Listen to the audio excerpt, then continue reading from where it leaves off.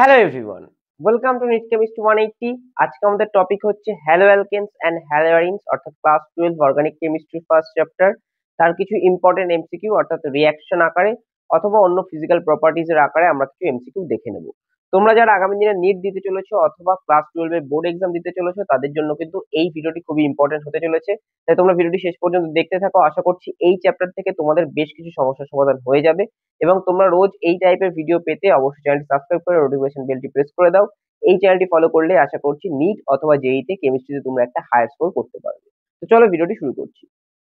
First question কি বলেছে? The reaction, একটা রিঅ্যাকশন দেওয়া আছে ethyl bromide that is C2H5Br, তার সঙ্গে সোডিয়াম আয়োডাইড NaI মিক্স করছি এবং অ্যাসিটোনের প্রেজেন্সে হিট করছি, তাহলে আমরা পাচ্ছি ইথাইল আয়োডাইড আর সোডিয়াম ব্রোমাইড।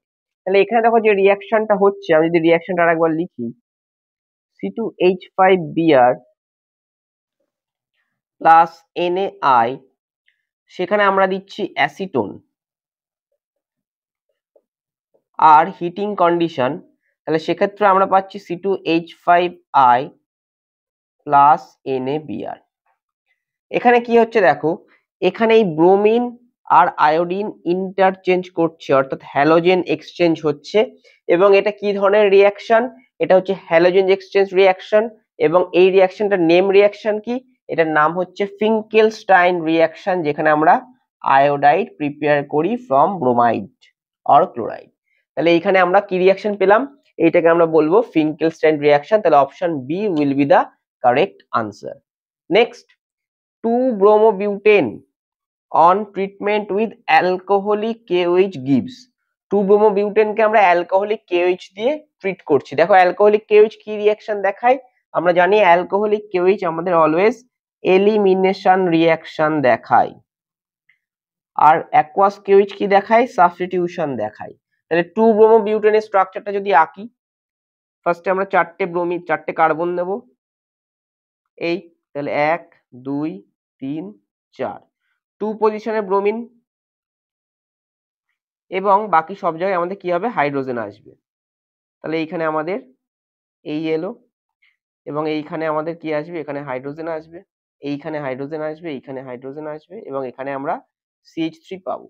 এবার এখানে যখনই আমরা অ্যালকোহলিক KOH দেব তখন আমাদের কি হবে? তখন আমাদের বিটা এলিমিনেশন হবে, beta elimination.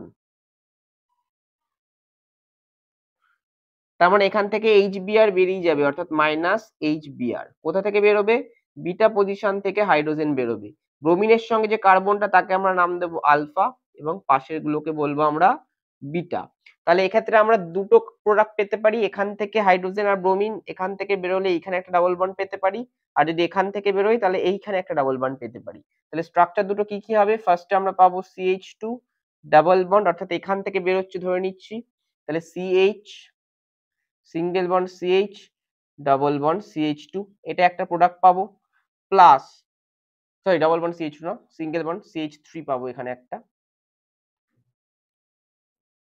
CH2 single bond CH3।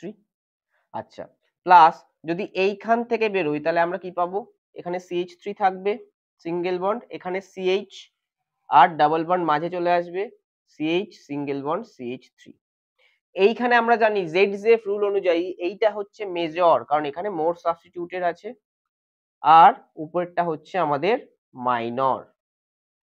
এবার এইটা নোমেনক্লেচার যদি করতে হয় তাহলে দেখো এটাকে 1 দিতে হবে, 2 3 4। কেন 1 দেবো? কারণ এখানে আমার ডাবল বন্ডটা রয়েছে তার জন্য ওকে কমে রাখতে হবে। তাহলে এইটার নাম হচ্ছে বিউট 1 ইন, আর এখানে 1 2 3 4 বিউট 2 ইন। তাহলে আমরা মিক্সচার পাচ্ছি কার কার?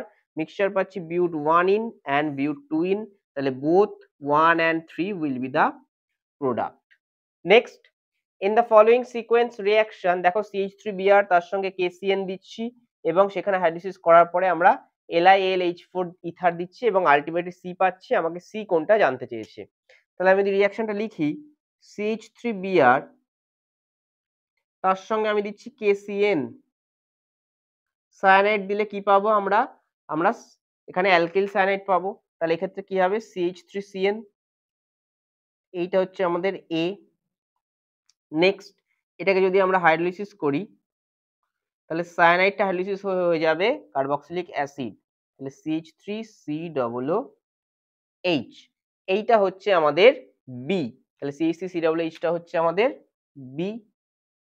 নেক্সট আমরা দিচ্ছি LiAlH4 এবং সেই সঙ্গে দিচ্ছি ইথার, তাহলে এখানে কি হবে, এখানে রিডাকশন হবে, তাহলে অ্যাসিড থেকে চলে যাবে অ্যালকোহল, সেম কার্বন নাম্বারে অ্যালকোহল, তাহলে CH3CH2OH, তাহলে আমরা এখানে পেয়ে যাব অপশন ডি ইথাইল অ্যালকোহল।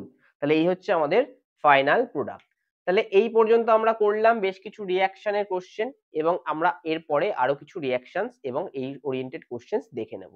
আমরা আরো বেশ কিছু রিঅ্যাকশন ও কোশ্চেন আনসার দেখে নেব হ্যালো অ্যালকেনস এন্ড হ্যালোয়ারিনস থেকে। তো 4 নম্বর কোশ্চেন কি বলেছে, which of the following species will be most reactive, কিসে, SN2 তে।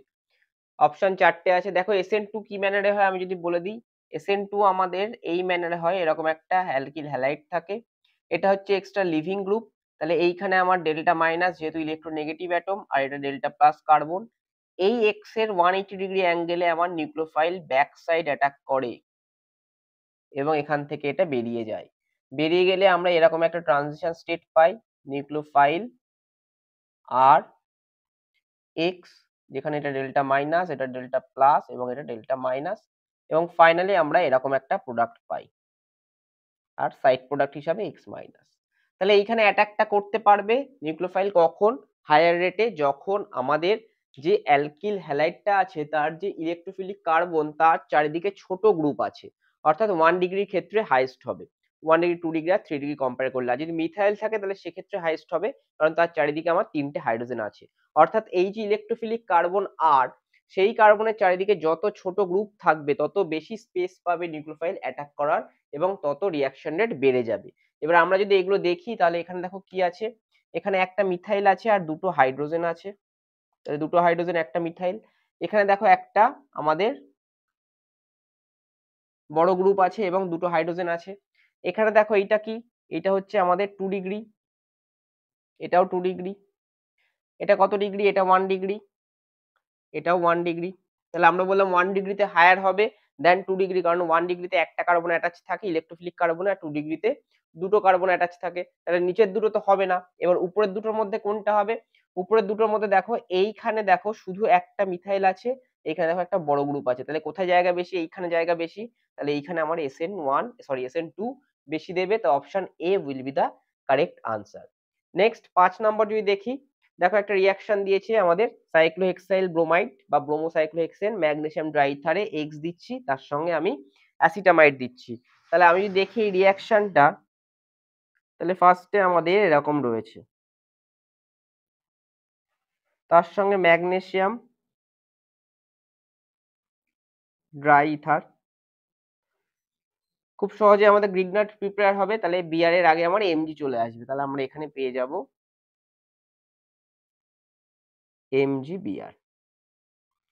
এবার এই কার্বনটা কি মাইনাস আর এইটা প্লাস, তাহলে এই কি করবে, যেখান থেকে প্রোটনের সোর্স পাবে সেখান থেকে প্রোটন নিয়ে নেবে, তাহলে CH3COONH2 এটা প্রোটন সোর্স হিসাবে ইউজ হয়, তাহলে এখান থেকেও প্রোটন নিয়ে নিয়ে তৈরি করে এইটা, দিস ইজ সাইক্লোহেক্সেন, তাহলে option B will be the correct answer.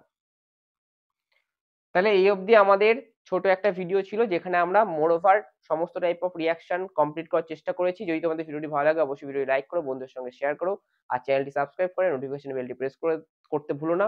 আগামী দিনে আমি haloalkanes, haloarenes, alcohol, phenol, ether, aldehyde, ketone, amines, biomolecules সবকিছুর উপরে আমি এমসিকিউ টাইপস অফ ভিডিও নিয়ে আসবো, এবং সেখানে আমরা ইম্পর্টেন্ট রিঅ্যাকশনস এবং ফিজিক্যাল প্রপার্টি ডিসকাস করব, এবং সেই সঙ্গে আমাদের ক্লাস 12 ও ক্লাস 11 এবং নিটের যে সমস্ত কেমিস্ট্রি চ্যাপ্টার আছে তার উপরেও সব টপিকের উপরে ভিডিও নিয়ে আসবো।